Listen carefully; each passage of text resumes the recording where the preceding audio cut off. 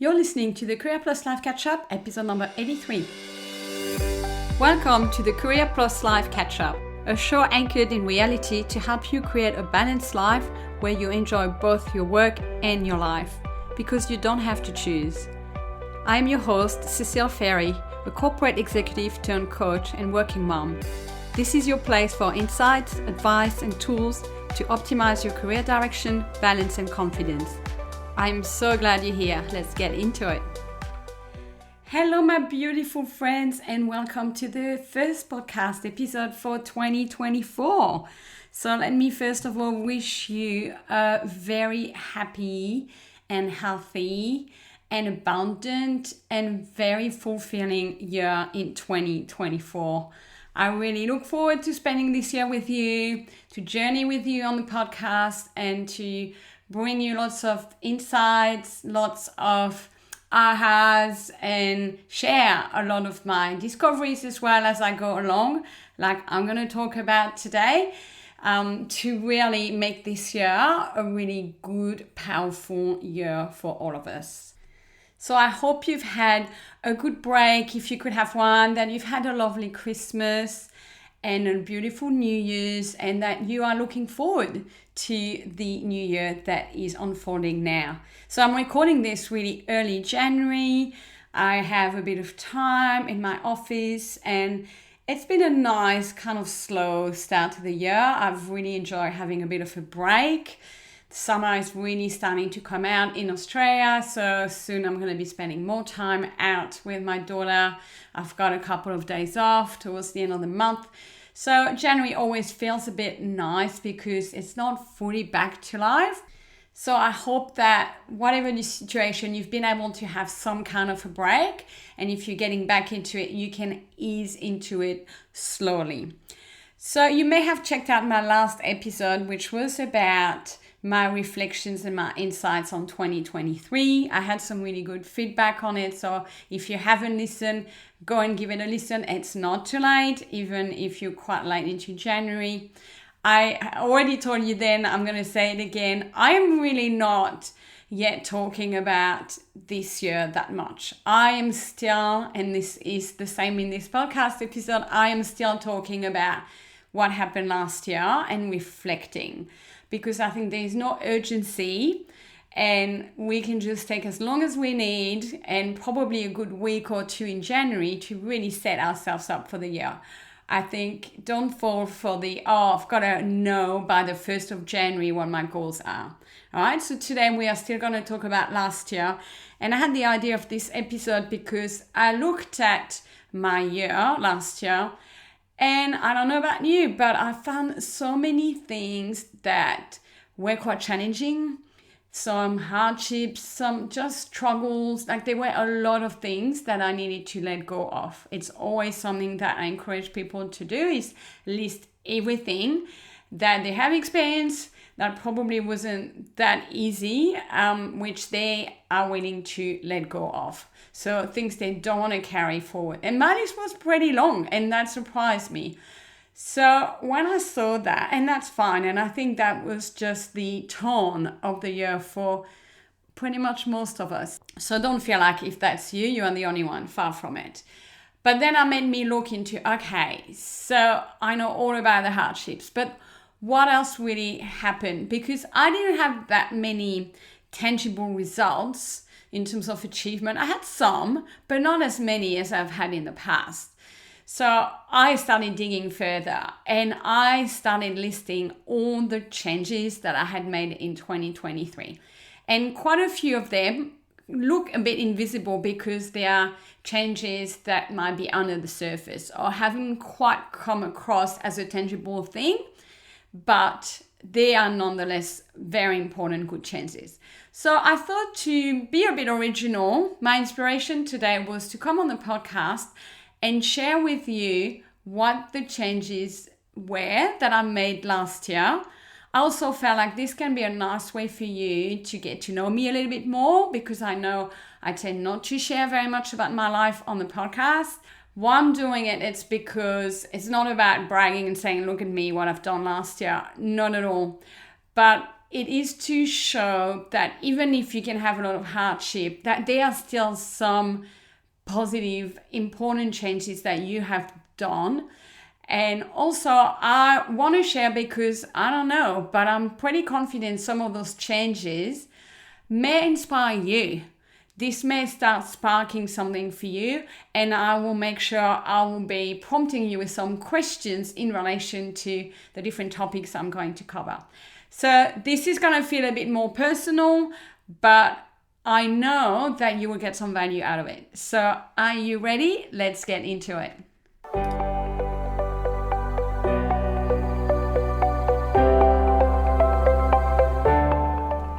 Okay, so I have written down 8 changes. Some I need to spend a bit more time on, but basically they're more on the personal life front than on the career front. And the first one I'm starting with is actually quite a personal one to share, but one that I'm really comfortable sharing. So you may or may not know that I really like wine. It's been a big part of my life and my hobbies. I used to run a wine tasting club. I know a lot about wine. It's just one of my things. And at the same time, and it is something that I've enjoyed in my life and still do, it has also played a role I didn't enjoy as much in my life, especially through my 30s, where I knew I was using wine a lot just to unwind, to sort of medicate, because my life wasn't what I wanted it to be. And I was tired and I was stressed. So that was in my 30s, and I will say I was probably doing what I would call over drinking. So drinking more regularly than what I would want to. You know, nothing never crazy, but it was a habit that I found didn't really fit me, that I didn't want to keep for a long time.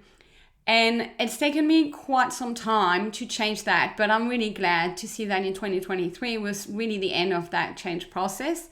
And by the end of last year, I pretty much stopped drinking fully at home. I only drink when I'm out with friends, and I've really lowered how much I drink.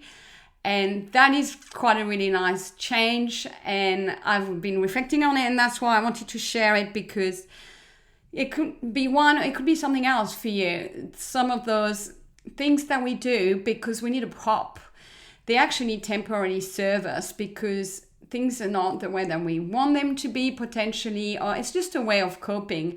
And I don't know you, but I have felt guilty for years that I knew this wasn't great, but I couldn't really kick the habit. But what's happened, it has happened gradually over the years. I started like removing alcohol during the week, and then that worked with me, and just drinking during the weekend. And then gradually over the time, like I started doing less of some of the wine sessions that I was doing. And it has happened sort of organically without me really trying. So my learning from it, I think it's not a willpower thing, because that's not enough. I think life will eventually carry you when you have a desire to do something, and will support you, and you will find the right way to do it, but it might take time. So now, you know, it's just a bit a different side of me, and has changed a bit my identity, but for the better, because anyway, I don't think I had the energy for more wine these days. So it might feel weird to some people that have always known me as kind of the wine lady, and I'm no longer doing those wine nights at home. So why am I sharing this? I don't know, maybe it will inspire if you've got any of those habits, whether it's wine or food or shopping or, you know, video games, I don't know what it is, where you know you're doing too much of it and it's really hard to pull back. I would say just really start to be mindful, to be conscious as you're doing it. I don't think going cold turkey or really depriving yourself works, because then your mind wants it even more. I think it's more about being aware that you're doing it, so you're not just like buffering and escaping without any consciousness of it. And then start just noticing and start getting to know yourself better, and when do you do it and why do you do it and that sort of thing. And just trust that gradually over time it will phase out.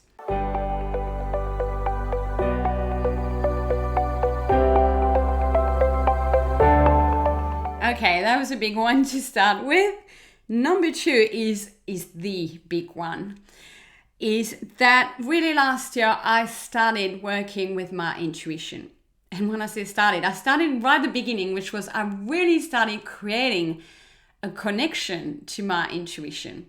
It's always been a topic that I was interested in, and that was kickstarted for me by finding a book.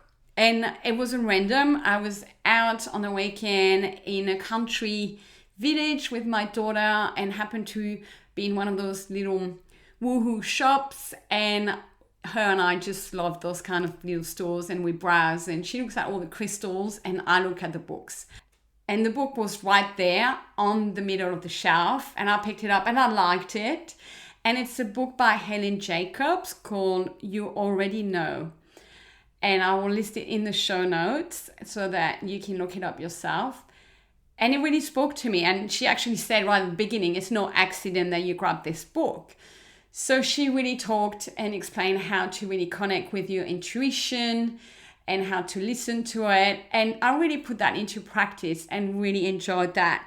So once I started doing that, I started really reconnecting with all the parts of me that are really me, you know, what makes me me and what I enjoy and my passions and my gifts. And I started listening to all the clues, to all the messages, to all the ideas that I had in my mind, and to be honest, that I had been having in my mind for the last 10 years.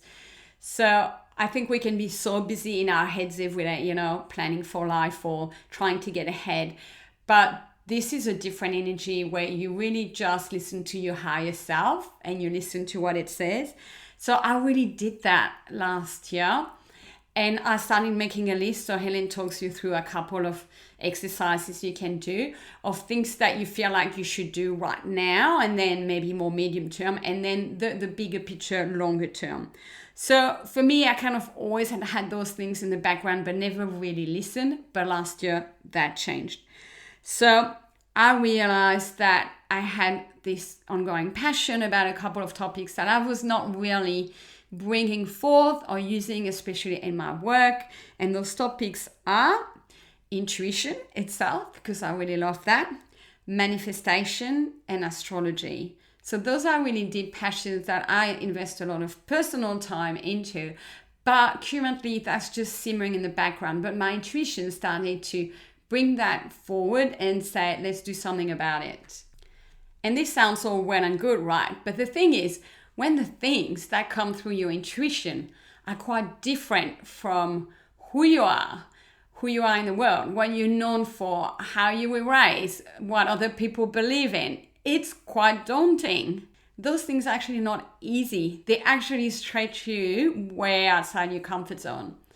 So I had to spend some time with that and making peace with that. But last year, this is like the big change. I connected with the intuition and I decided to own all those aspects of me. And I pretty much I made a deal with myself and my intuition. Okay, I'm going to do this. I'm going to follow up on those things and I'm going to make it happen. So it's a big shift of identity and you will start seeing more of that coming through my podcast and my business in 2024, because I've decided to show up for it and to honor those things that are really deep inside of me. The thing is, I don't know the whole picture. I don't need to know, but I kind of know which direction things are heading. And I know the first couple of steps. Like I know exactly what excites me and what I want to do, even if actually it's not really easy, but I know where to start. And then I have the bigger picture. And you know what? I just trust that things will just work out the way that they should. So what steps am I talking about? Wow, I'm sharing a lot today, right? The first couple of things I'm working on is that I have designed last year an Oracle cards deck, because it's something that really called out to me. I love Oracle cards, and I was not finding a deck that I personally liked and wanted to use for myself. So I thought, you know what? I'm going to design my own and I'm going to use it for myself. And I will also offer it to all my community. So stay tuned. There will be one released out in the next couple of weeks / month or two. But it's done. And that was my first step in connecting and honoring my intuition. And then second step is I'm getting more qualified in astrology because I love that field and I want to add this to my coaching. So I actually signed up for a professional course in March, following which I'll be able to add birth chart reading to my coaching practice. So I'm very excited about that. So there you go. I've really shared with you a couple of new things happening. So now back onto you, therefore. What has your intuition been telling you? What hunches? What little whispers? Because your intuition kind of whispers, really. It's not something that says, go, do this. It doesn't feel like pressure. It feels like, knock, knock. How about this? And you usually go, oh my God, no, sounds good, but no, too scary. That's your intuition. So what is it for you? Can you list those ideas, those things, especially things that have been recurring for you over the years, because your intuition doesn't give up on you? List that all down and ask yourself, am I going to show up for that? Am I going to have a life that builds those things in 2024? And can you commit to those things? Can you commit to bringing them forth? So I hope I inspire you with my own journey, but I know you have those nuggets in you because I see it every time with my coaching clients. So there are things that you're passionate about, but you don't dare doing something about because it's goddamn scary. And it is, but you know what? It's exhilarating as well. So let's make 2024 a year where we all connect and walk alongside our intuition and get guided by it.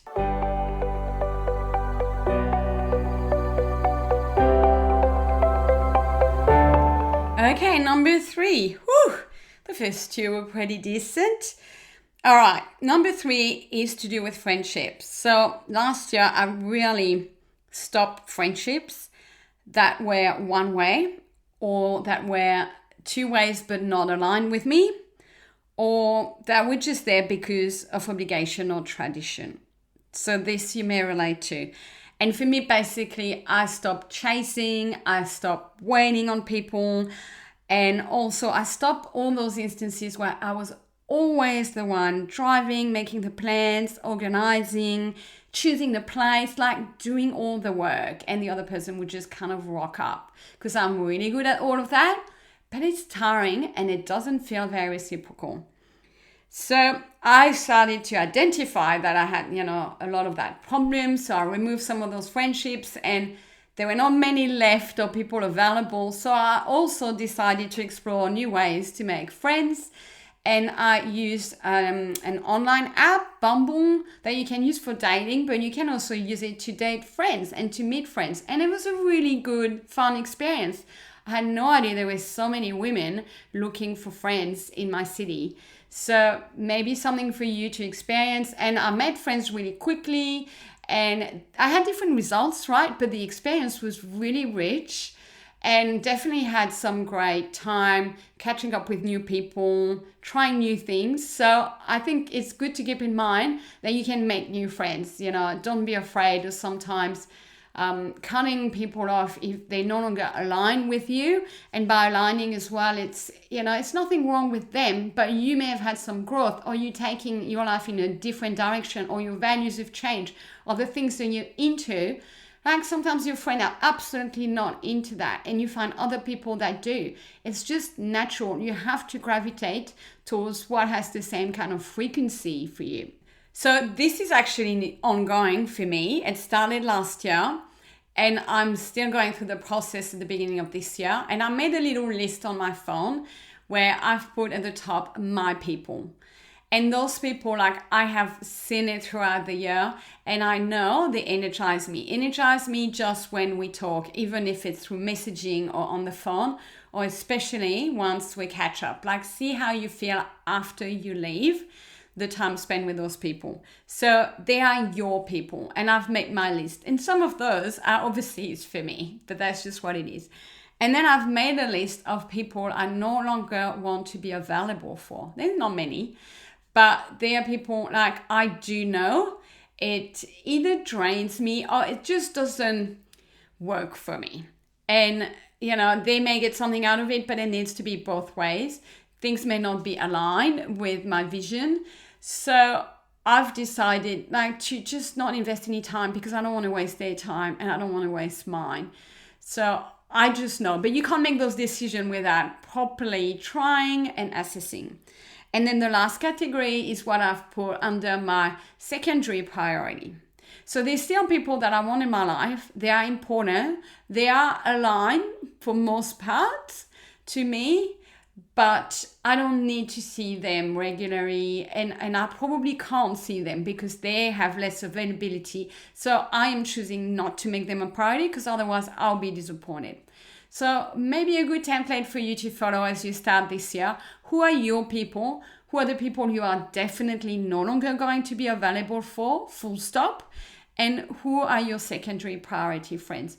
And literally, this should dictate how you spend your time. And when you have free time, you should always spend it with your people first.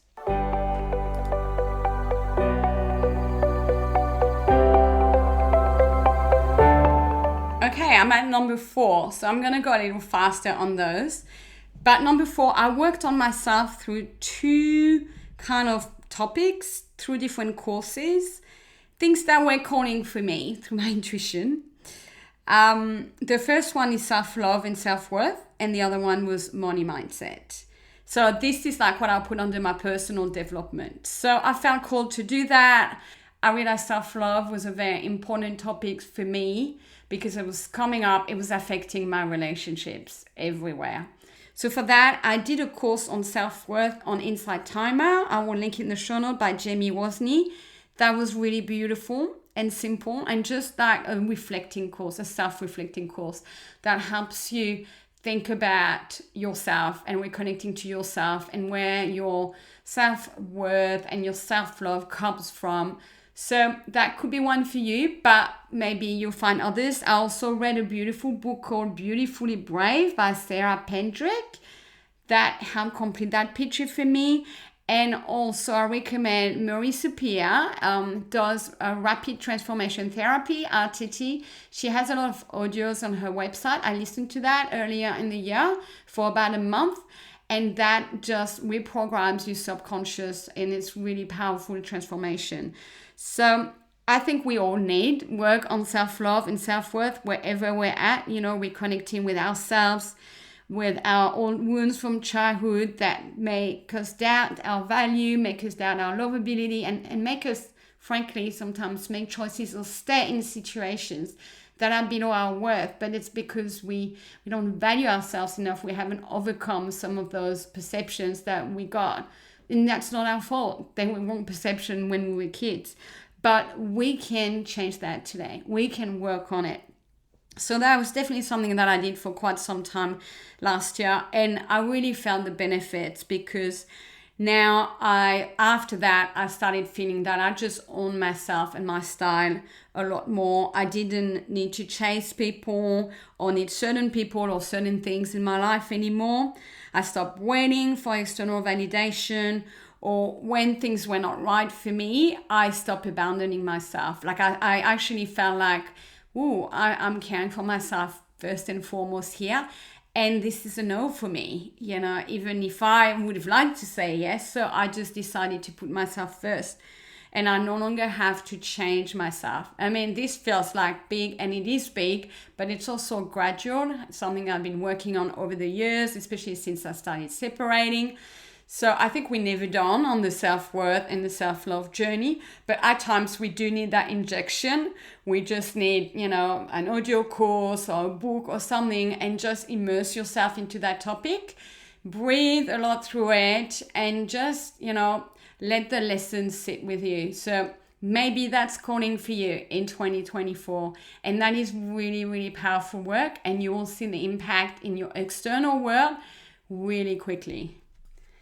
I'm going to go straight to change number 5 now, which is a physical one. It's linked to my physical health. And I have spoken about that before online or on this podcast. But when I was tired last year, I never pushed myself. And I'm really proud of that. So all throughout the year, and I've had time where I really had low energy. I got COVID in the middle of the year, and I had some kind of long COVID symptoms for pretty much the last 3-4 months of the year. And I still have a little bit to some extent. So I was forced to stop anyway. But I could have pushed myself, and I no longer do that. So when I was unwell, I would wake up, start having symptoms being unwell, I would take the day off every single time, and a second one and a third one if needed, until I was back to good. So that is a no compromising zone for me. I also stayed on the couch when I was just too tired. I would have loved to go to yoga. I remember it happened to me several times, but I was so tired, I stayed on the couch. I've had more naps last year than I ever did, because just when my body needs it, that's just what I do. Or like I bought dinner when I was too tired to cook. I also like delay cleaning the house, not to extreme amount, but I left the house more untidy and a little bit more dirty than what I would have liked for a little bit longer, just because I was too busy or too tired. And basically, I just allow myself to not be on top of everything. And also, I did things like hired an Airtasker to put together some furniture for me, because I was just too exhausted to do it. And I knew like my energy was needed somewhere else. So basically, I'm no longer trying to be superwoman, and may this hopefully be inspiration for you for 2024 to not push yourself beyond your limits. And I say that like we live in a society where everybody is operating as a quote unquote normal over their limits. So this is a really serious question. So what are my limits? And bring it down. And no one is going to model it for you. No one is going to help you. So it's really a boundary thing with yourself, where you're like, you know what? And this is linked to your self-love. When you grow your own self-love, you won't want to wreck yourself more than you already have. You will be like, ooh, I'm not pushing myself anymore here. I need to stop. And you never need to stop forever, by the way. It's an hour, it's 2 hours, it's a day, and then you can repower. So I'm really proud that now this is something I have in my life. When I'm not feeling well enough, that's it. That takes priority.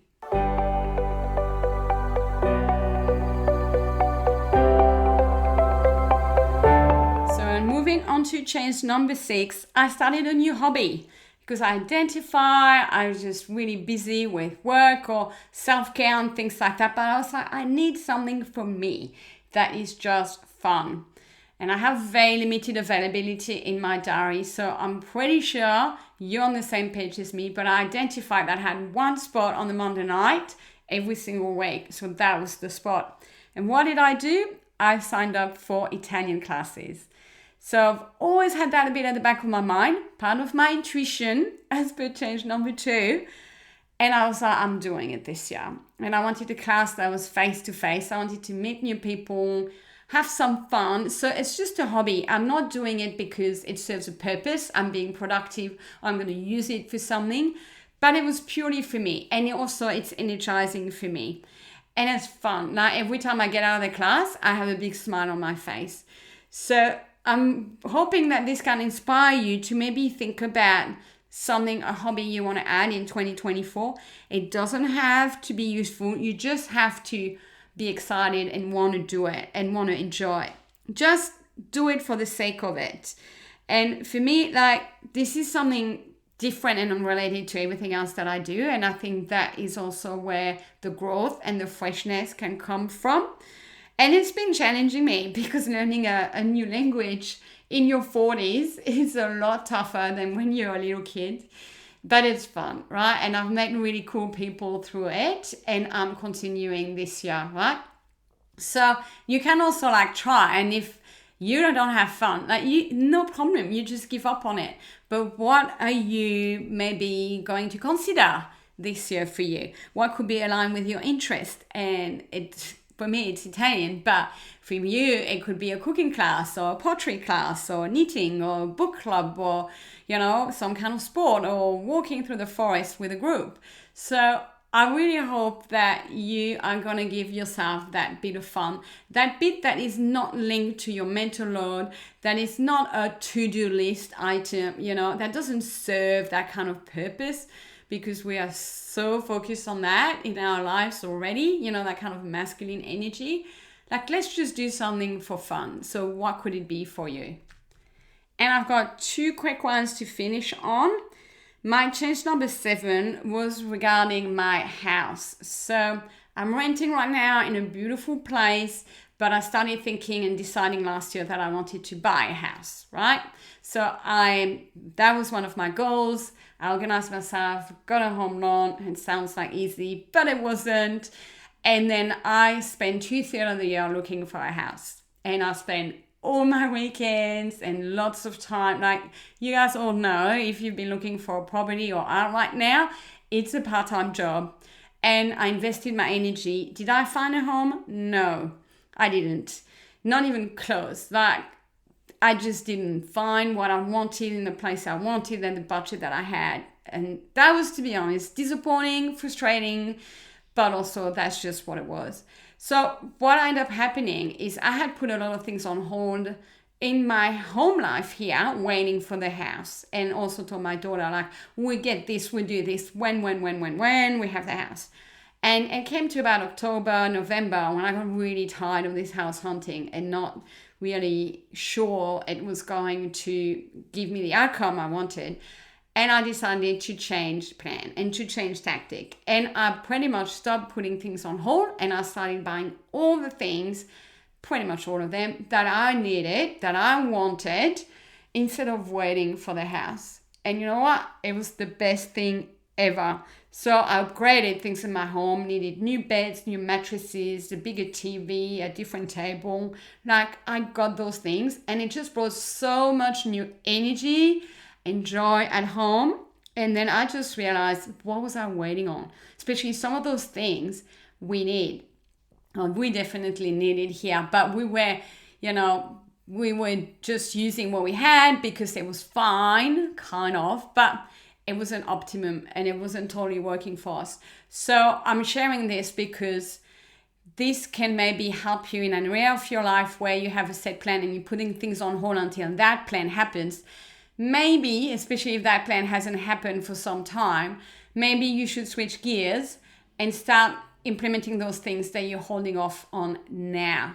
Because maybe things are going to happen in a different order and maybe you really need to upgrade those things. And the other kind of takeaway from it is like, what are the things in your life you are putting up with, but that don't quite work and they need an upgrade? And, I know we are all sometimes limited by budgets or resources and things like that. But within your means, what can you do to upgrade? Because it will free you up, it will bring new energy, and it will make your year a lot better.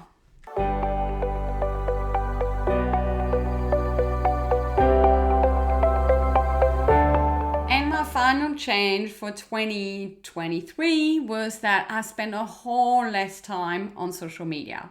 And if you are my friend online, or if you're following me on the Career Catch Up, whether it's the Facebook group or the Instagram handle, you would have seen it. I'm not lying, I'm not hiding, I'm fully owning it. It was aligned with me because I am being really authentic. Social media doesn't really give me energy. At least what I was doing on social media wasn't aligned enough with me. Whatever I did in the past, whenever I did it, I was inspired.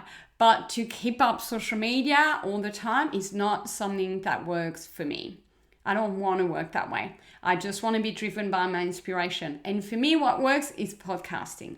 So that's why I'm here, and I really want to do more and more this year because I love doing it. So I've completely pulled back social media, whether it's personal or professional. And yeah, if you're my friends, you probably have noticed it. And at Christmas, like, I was a little bit more on Facebook and people messaged me for my birthday and that was lovely. But I even forget to check it because I'm not there. So why am I sharing this? Is to say, A, you got to be true to yourself. If it energizes you, if you feel good after being on social media and, and all that, do it. But if it doesn't, don't do it. So basically be true to yourself. And also, like, for me, it brought me so much peace of mind and quiet and silence. Like, I think of all the content and all the things that I didn't see on Facebook last year or on LinkedIn. I'm not even talking about TikTok. I'm not on TikTok and I never will be, right? And I am on Instagram, but I curate my feed. So I use Instagram as a source of knowledge for me. So I just read the posts from the coaches and the experts that I follow, and that's it. I don't use Instagram to follow up and keep up with my friends or anything like that. So it's purely for knowledge for me.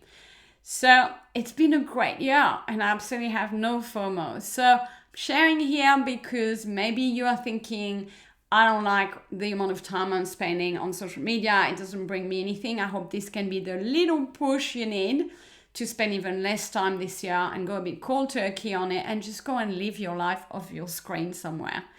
So that was my last lesson. Let's just wrap it all up.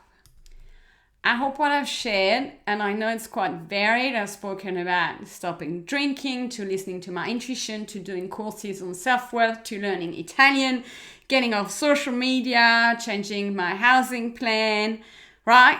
I've gone into every direction. But first of all, I hope this inspires you to look at what changes actually happened last year, not so much your achievement as such. And then, did anything resonate for you? And if it did, it's probably something under there for you, maybe something you're ready for. So you just know, and just pick one, even that you liked and that you may want to work on this year. So I'm going to be doing my goals soon, and I'll probably share them with you. But I can already say on the podcast here, look out on the website. I'm going to launch a special session called Personal Goals and Guidance for 2024. It's just 1 hour session for any of you to spend on yourself, to set yourself up for the year. So I think we all can take 1 hour for ourselves this year. And I won't put it all on the website, but basically we will go through all the different areas of your life to work out your different satisfaction levels, where the priorities are, and what changes you wish to bring about this year, and what first couple of steps you can take. So this is super important work to do, and we can do it all super powerfully in 1 hour. Yes, it will be efficient.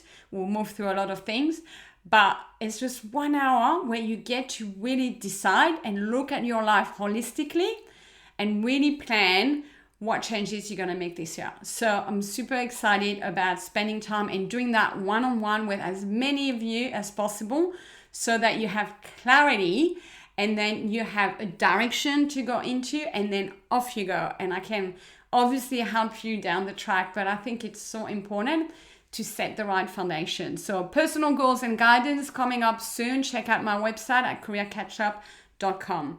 All right, my lovely friends. Thank you so much for being here for episode 1 of 2024, first of many. I wish you a beautiful start of the year, some great reflections, and just, if you're still on holidays, go enjoy it, and I'll speak with you in the next episode. Have fun, everyone. Talk to you soon. Bye. Thank you for listening. If you enjoyed this episode and would like to find out more information, you can visit my website at careercatchup.com. There you will find blog articles, free resources, a self-study course for your career direction, and ways to work with me. It's at careercatchup.com. I hope to continue to connect with you and support you. Talk to you soon.